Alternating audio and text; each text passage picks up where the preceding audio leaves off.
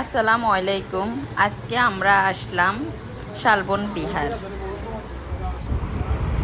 ঢোকার গেটের বাম সাইডেই টিকিট কাউন্টার।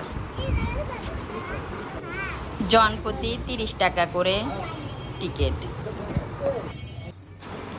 প্রথমে চোখে পড়ল ঘাসের মধ্যে লেখা শালবন বিহার।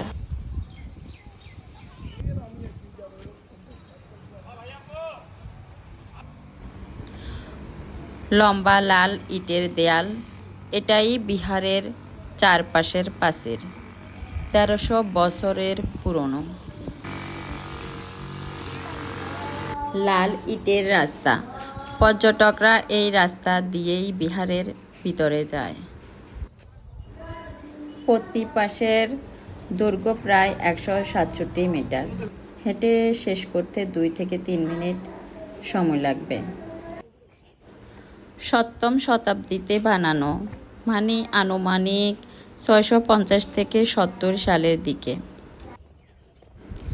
শুধু নীরবতা আর সবুজ ঘাসে ঢাকা পুরো বিহার। এইখানেও একটা গেট।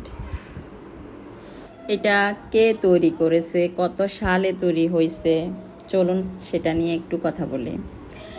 রাজা ভবদেব এর তৈরি। 7ম থেকে 8ম শতাব্দীতে দেব বংশের রাজা ভবদেব এটা বানান।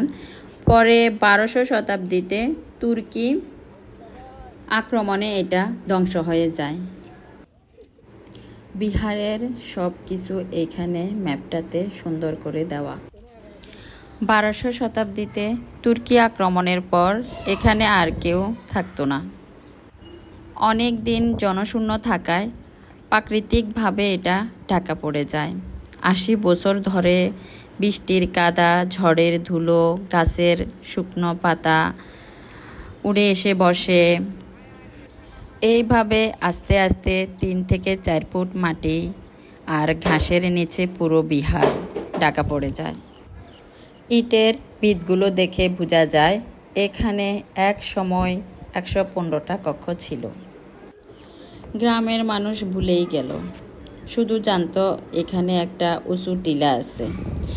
ভিতরে যে 1300 বছরের ইউনিভার্সিটি ঘুমিয়ে আছে কেউ আর জানতই না।